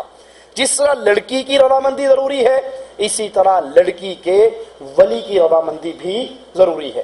یہ جو گھروں سے بھاگ بھاگ کے لو میرج اور کورٹ میرج ہوتی ہے، یہ بدکاری ہے، یہ زنا ہے، یہ حرام ہے، یہ نکاح نہیں ہوا، یہ جب تک رہیں گے بدکاری ہی کرتے رہیں گے۔ یا رسول اللہ لبیک کہہ سکتے ہیں یا نہیں؟ اے اللہ کے نبی میں حاضر ہوں، یہ اللہ کے لیے جملہ ہم حج اور عمرے پر کہتے ہیں، لبیک اللہم لبیک، اللہ میں حاضر ہوں۔ کیوں؟ میرا عقیدہ ہے اللہ سن رہا ہے، اللہ میری شہرت سے زیادہ اپنے علم کے مطابق، علم کے اعتبار سے قریب ہے، میرے دل کے رازوں کو جانتا ہے۔ اگر کسی کا یہی عقیدہ ہے کہ رسول اللہ صلی اللہ علیہ وسلم ہمارے پاس موجود ہیں، میں کہوں گا لبیک یا رسول اللہ، اللہ کے نبی سنیں گے، میری مشکل کو دور کریں گے، میری پریشانیوں کو دور کریں گے۔ وہ غیر اللہ کو پکار رہا ہے اور یہ اس کا عمل شرک بنے گا جو اس کی بربادی کا سبب ہوگا۔ دیوبندی اور اہل حدیث میں کیا فرق ہے؟ جتنا زمین اور آسمان میں فرق ہے۔ دیوبندی تصوف کے قائل ہیں، سب سے دو تین موٹے موٹے پوائنٹ آپ کو گنوا دوں۔ دیوبندی تصوف کے قائل ہیں، وحدت الوجود کے عقیدے کے قائل ہیں، حلول کے قائل ہیں۔ وہ اشرف علی تھانوی ہو، وہ قاسم نانوتوی ہو، وہ مولوی ذکریا صاحب ہو، وہ رشید احمد گنگوہی ہوں، جتنے کبار علماء دیوبند گزرے ہیں یہ سب کے سب وحدت الوجود کے کفریہ عقیدے کے قائل ہیں، اور اہل حدیث اس عقیدے کو کہ ہر چیز ہی اللہ ہے، نعوذ باللہ ثم نعوذ باللہ۔ اشرف علی تھانوی صاحب اپنی کتاب کے اندر ایک صوفی صاحب کا قصہ لکھتے ہیں کہ ایک مواحد کے پاس، اس کو تھانوی صاحب نے مواحد کا لفظ قرار دیا کہ اس مواحد کے پاس ایک شخص آیا، ایک پلیٹ میں گندگی پاخانہ لے کر آیا اور ایک پلیٹ میں حلوہ لے کر آیا، اور کہا اس صوفی صاحب سے کہ اگر ہر چیز ہی وہ ہے، ہر چیز ہی اللہ ہے، نعوذ باللہ ثم نعوذ باللہ، تو یہ ایک پلیٹ میں گندگی ہے، ایک میں حلوہ ہے، دونوں کھا کر دکھاؤ۔ اشرف علی تھانوی صاحب لکھتے ہیں امداد المشتاق کتاب میں کہ اس مولوی صاحب نے بس شکل مولوی حلوہ کھا لیا اور پھر اپنی شکل تبدیل کر کے سور کی شکل میں آ کر وہ گندگی کھا لی اور کہا یہ بھی وہی ہے، وہ بھی وہی ہے، سب وہی ہے۔ یہ کفر کا عقیدہ ہے۔ اس کے لیے ایک من گھڑت جھوٹی روایت کا سہارا لیتے ہیں علماء دیوبند۔ وہ روایت کیا ہے کہ اللہ پاک نے کہا حدیث قدسی، اور نعوذ باللہ ثم نعوذ باللہ، اللہ عز و جل کی طرف اس بات کو نقل کرنا، منسوب کرنا بہت بڑا جرم اور گناہ ہے۔ اللہ عز و جل نے ایسی کوئی بات اللہ کی کتاب میں بھی نہیں ہے، محمد کریم کے فرمان میں بھی نہیں ہے کہ اللہ پاک نے کہا کنت کنزا مخفیا، میں چھپا ہوا خزانہ تھا، پھر میں نے اپنا آپ ظاہر کرنا چاہا، اب دنیا میں جو کچھ ہے وہ میری ہی شکل ہے۔ نعوذ باللہ ثم نعوذ باللہ۔ یہ کفر کا عقیدہ ہے جس کو علماء دیوبند کے سب سے بڑے استاد امداد اللہ مہاجر مکی اپنی کتاب شمائم امدادیہ میں نقل کرتے ہیں. جس بھائی نے دیکھنی ہو وہ میرے پاس آ کر یہ کتابیں دیکھ سکتا ہے. شمائم امدادیہ میں مولوی امداد اللہ مہاجر مکی صاحب لکھتے ہیں کہ بندہ وجود ظاہری سے پہلے خدا تھا اور بندہ ہی خدا ظاہر ہے. یعنی بندے کا اندر جو ہے ظاہر بندہ ہے لیکن باطن میں وہ بندہ نہیں ہے, باطن میں وہ حق ہے. ظاہر بندہ باطن حق, اندروں اللہ باروں بندہ. یہ کفر کا عقیدہ ہے جو تمام علماء دیوبند کا ہے, اور اہل حدیث علماء قرآن و حدیث کے دلائل کی بنیاد پر اس عقیدے کو کفر کہتے ہیں. اللہ تبارک و تعالیٰ کو ہر جگہ حاضر و ناظر ماننا کفر ہے, تو رسول اللہ صلی اللہ علیہ وسلم کو ہر جگہ حاضر ناظر ماننا شرک کیسے؟ اللہ عز و جل اپنے علم کے اعتبار سے ہر جگہ حاضر و ناظر ہے. اپنے علم کے مطابق کے لحاظ سے اللہ ہر جگہ حاضر ہے, ناظر تو اللہ ہے ہی ہے. اللہ تو ہر چیز کو دیکھ رہا ہے. سیاہ چیونٹی سیاہ پہاڑ کی جڑ میں چلے, سیاہ چیونٹی سیاہ پہاڑ کی جڑ میں چلے اور رات بھی اندھیری ہو, مالک اپنے عرش پہ ہوتے ہوئے اس چونٹی کو وہاں پہ دیکھ بھی رہا ہے, اس کا رزق اس کو وہاں پہ دے بھی رہا ہے. اللہ ناظر تو ہے, ہر چیز کو دیکھ رہا ہے, لیکن اللہ حاضر ہے نہیں. اللہ اپنے عرش پر مستوی ہے, وہ علم کے اعتبار سے ہر چیز کو گھیرے ہوئے ہے, ہماری شہرت سے بھی زیادہ قریب ہے, علم کے اعتبار سے ہمارے ساتھ ہے. لیکن اللہ عز و جل اپنے عرش پر مستوی ہے, 7 آسمان, آسمانوں کے اوپر اللہ کا عرش ہے. الرحمن علی العرش استوى, اللہ اپنے عرش پر مستوی ہے, اپنے عرش پر ہے, جیسے اس کی شان کو لائق ہے ویسے اپنے عرش پر ہے. ہر جگہ اللہ عز و جل وجود کے اعتبار سے نہیں ہے, مالک عز و جل اپنے عرش پر مستوی ہے. جو رسول اللہ صلی اللہ علیہ وسلم کو ہر جگہ حاضر و ناظر مانتے ہیں, یہ عقیدہ قرآن کے بھی خلاف ہے, یہ عقیدہ حدیث کے بھی خلاف ہے, اور یہ عقیدہ عقل کے بھی خلاف ہے. اگر کوئی مسلمان بھائی دوسرے مسلمان بھائی کو منع کر دے کہ تو ہمارے ہاں مت آ اور ہماری خوشی اور غمی میں مت آ, تو دوسرا مسلمان بھائی کیا کرے؟ اگر کوئی انسان قطع رحمی کرتا ہے تو دوسرے کو چاہیے وہ اس کے ساتھ صلہ رحمی کرے. اس نے منع کر دیا, منع کرنے کے باوجود کبھی اس کو مٹھائی بھیج دی, کبھی ہدیہ بھیج دیا, کبھی خود چلے گئے. ایک صحابی رسول اللہ صلی اللہ علیہ وسلم کے پاس آتے ہیں, کہتے ہیں یا اللہ کے نبی, میرے رشتہ دار میرے ساتھ برا سلوک کرتے ہیں, میں ان کے ساتھ اچھا سلوک کرتا ہوں, وہ پھر برا سلوک کرتے ہیں, میں پھر اچھا کرتا ہوں. آپ نے فرمایا اگر وہ تیرے ساتھ اچھا سلوک کریں اور تو بدلے میں اچھا سلوک کرے تو یہ صلہ رحمی تو نہیں ہے نا, یہ تو جی کو جی ہے. اس نے اچھا سلوک کیا, آپ نے بھی اچھا سلوک کیا, کوئی مار کا تو نہیں مارا آپ نے.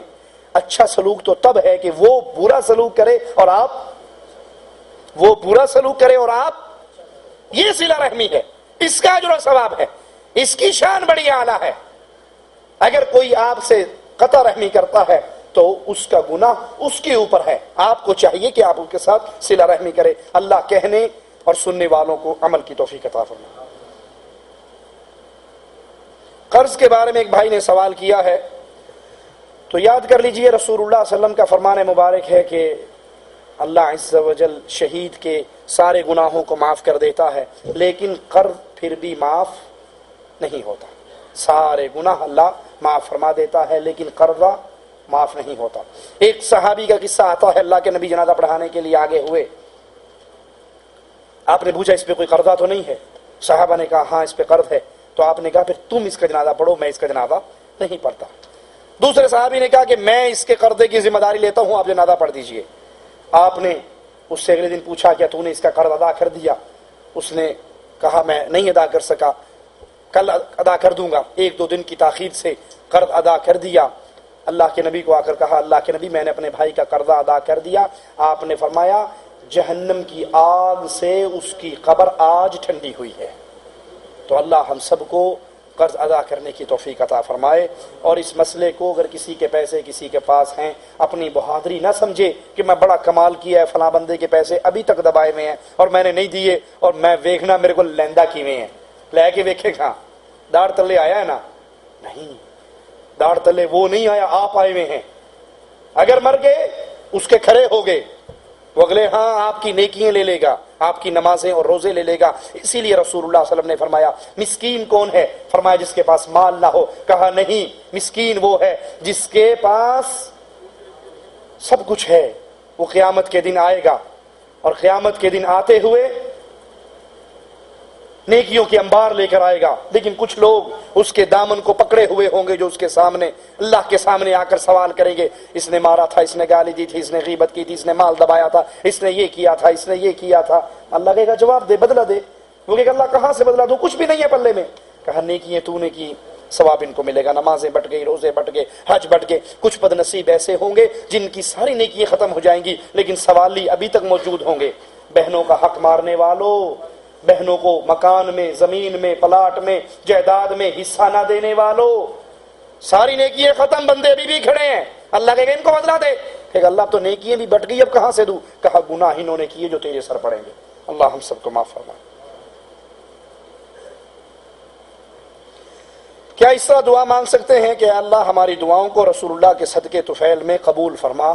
رسول اللہ صلی اللہ علیہ وسلم کی کسی ایک حدیث میں بھی اس کی تعلیم نہیں دی گئی۔ یہ عمل خلاف سنت ہے، ایسے دعا نہیں مانگنی چاہیے۔ جو دعا میں واسطہ اور وسیلہ دینا ہمیں اجازت دی ہے شریعت نے، اللہ کے پیارے پیارے نام ہیں، ان کا واسطہ اور وسیلہ دیجئے، اپنے نیک اعمال کا وسیلہ دیجئے، اللہ کے نیک بندے سے دعا کروائیے۔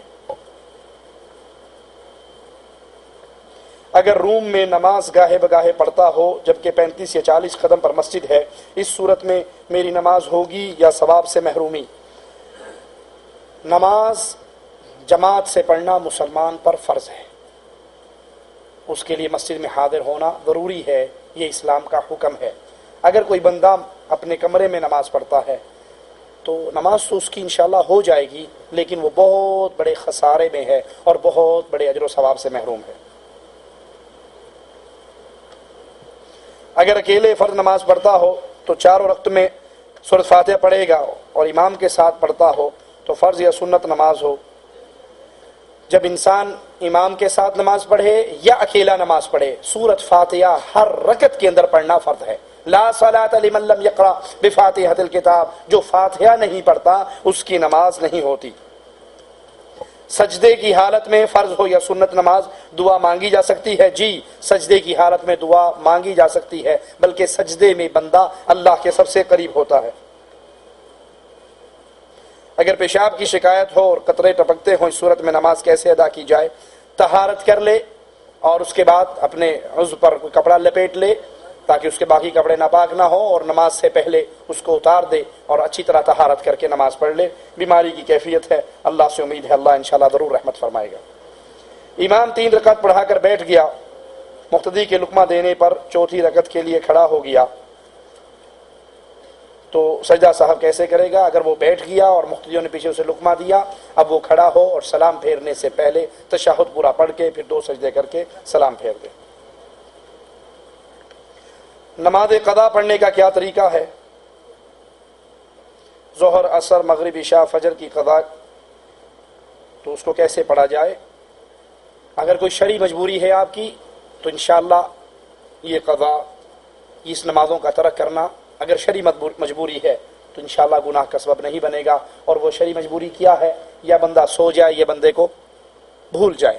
بندہ سو گیا، ایسا سویا، تھکا ہوا سفروں سے آیا ہوا تھا، فجر کے ٹائم پہ سویا اور جا کے اس کی مغرب پہ آنکھ کھلی، اب ساری نمازیں گئی اس کی۔ کسی مجبوری کی یا کسی بیماری کی کیفیت میں یا بے ہوشی کی کیفیت میں ایسا معاملہ ہو گیا، لیکن اگر کسی کی روٹین وائز ایسے نمازیں گزرتی ہوں تو پھر یاد کر لیجئے یہ مسلمان کی شان نہیں ہے، یہ منافق کا حال ہے۔ تو جب انسان سو جائے اس کے اٹھنے پر نماز کا ٹائم ہے، بھول جائے یاد آنے پہ نماز کا ٹائم ہے، تو ترتیب سے فجر، ظہر، عصر، مغرب فرض نماز ادا کر لے، واللہ اعلم۔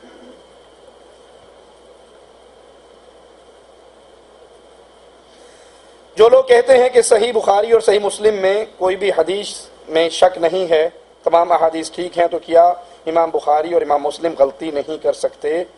بالکل امام بخاری اور مسلم غلطی کر سکتے ہیں، جیسے ابو حنیفہ غلطی کر سکتے ہیں ویسے کوئی اور انسان بھی غلطی کر سکتا ہے۔ ہم اگر آپ کو یہ کہیں کہ ابو حنیفہ رحمۃ اللہ علیہ کو چھوڑ کر امام بخاری کی تقلید شروع کر دو، امام مسلم کی تقلید شروع کر دو، تو پھر ہم بھی آپ جیسے ہو گئے۔ ہم آپ کو امام بخاری کی بات ماننے کی دعوت نہیں دے رہے، امام مسلم کی بات ماننے کی دعوت نہیں دے رہے۔ ہماری دعوت یہ ہے سب ائمہ سے احترام کے ساتھ پیش آؤ، محبت سے پیش آؤ، ان کا ذکر خیر کرو جب بھی کرو، لیکن بات جب ماننی ہے تو وہ محمد رسول اللہ کی۔ وہ بات ہم امام بخاری دے دیں، وہ بات ہمیں امام مسلم دے دے، وہ بات ہمیں امام احمد ابن حنبل دے دے، امام ابو حنیفہ کے طریق سے ہمیں حدیث مل جائے، ہم نے ماننی ہے حدیث رسول، دینے والا کوئی بھی ہو۔ مسئلہ سمجھ آیا یا نہیں؟ ماننی ہے حدیث رسول، وہ امام ابو حنیفہ کے طریقے سے مل جائے یا مالک شافعی حنبل کے طریقے سے مل جائے، کسی بھی امام کے ذریعے رسول اللہ صلی اللہ علیہ وسلم کی صحیح حدیث مل جائے، وہ ہمارے لیے سر آنکھوں پر ہے۔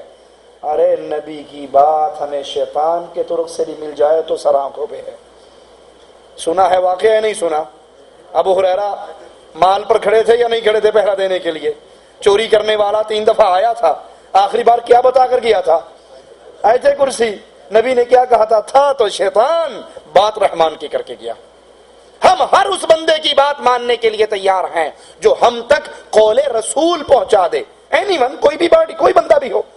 ہم کسی ایک شخص پہ، ہاں اگر بخاری شریف میں امام بخاری کی باتیں ہوتی اور ہم کہتے اس کو مانو تو ہم بھی آپ جیسے بن جاتے۔ پھر ہم کہتے ہیں اس میں رسول اللہ کی حدیثیں ہیں، صحیح مسلم میں رسول اللہ کی حدیثیں ہیں، انہوں نے اللہ کے نبی کے اقوال، افعال، اعمال ہم تک پہنچائے ہیں صحیح سند کے ساتھ، امت اکٹھی ہو گئی ہے اس پر، تو آئیے اب اس پہ عمل کیجئے۔ اہل کتاب لڑکی، مسلم لڑکا، سنی مسلم لڑکی اور شیعہ لڑکا شادی کیسے کریں؟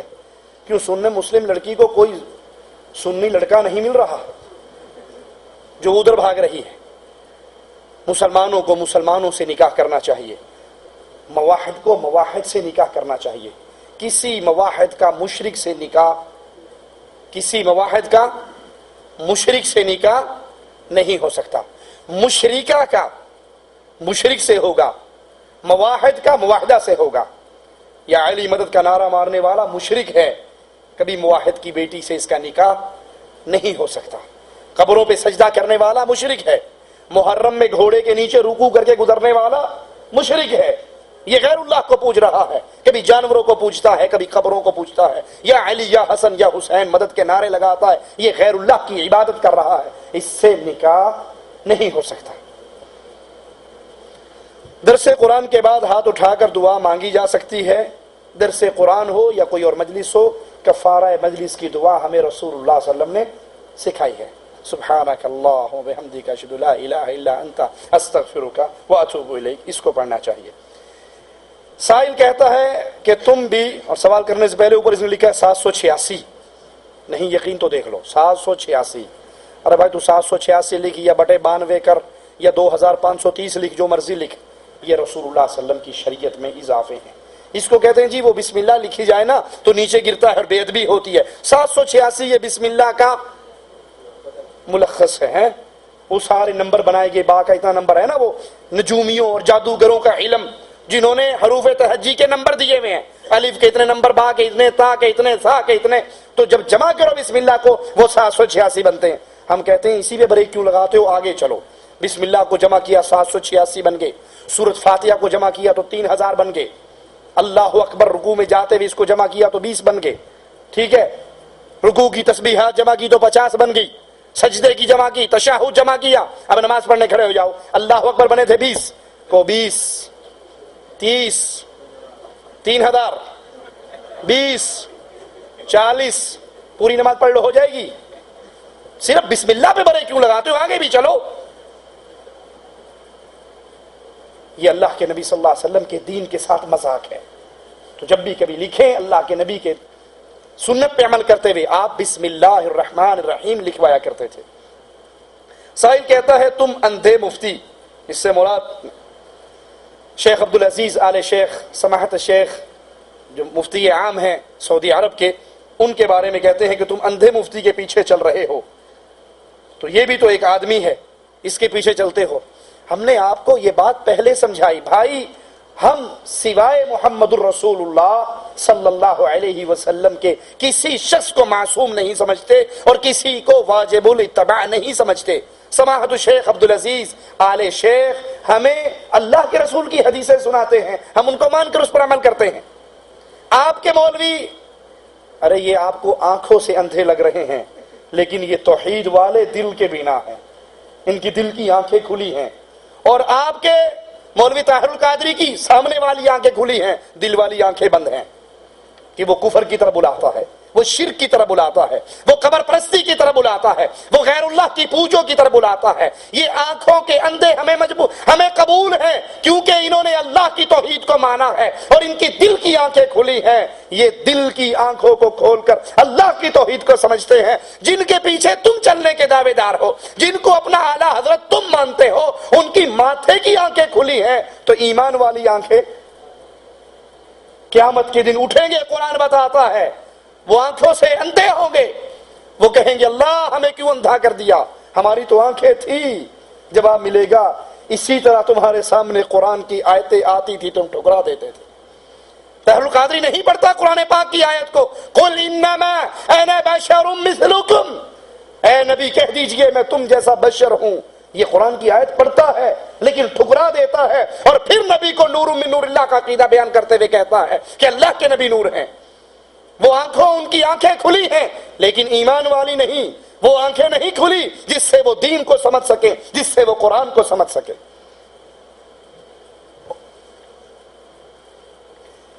لونڈی کے بارے ایک بھائی نے سوال کیا ہے کہ لونڈی کی کیا حیثیت ہے؟ جب خلیفۃ المسلمین مسلمانوں کو جہاد کے لیے روانہ کرتا ہے، اسلام کے لیے فوجیں جا کے لڑتی ہیں، اور پھر کفار کے بچے، ان کی عورتیں، ان کے مرد قید ہوتے ہیں، ان کو غلام، عورتوں کو لونڈیے بنایا جاتا ہے۔ لونڈی نظر آتی ہے، اس لونڈی کو لینے کے لیے گردنیں جو کٹ رہی ہیں وہ نظر نہیں آتی، یہ ہر کسی کو نہیں ملتی۔ یہ جو جہاد پہ جاتا ہے اللہ کے راستے میں، اور اس جہاد کا مقصد اللہ کی توحید کو غالب کرنا ہو، ان کے لیے پھر یہ بطور انعام ہے۔ اور اسلام نے بہت زیادہ اس چیز پر زور دیا ہے اور اس کے لیے انعامات کی بشارتیں دی ہیں کہ اگر کوئی اس لونڈی کو آزاد کر کے اس سے نکاح کر لے اس کے لیے زیادہ اجر و ثواب ہے، اور اگر ویسے اس کو اپنی زوجیت میں رکھتا ہے تو بھی اس کے لیے جائز ہے۔ واللہ اعلم۔ سبحانک اللہم وبحمدک، اشہد ان لا الہ الا انت، استغفرک واتوب الیک۔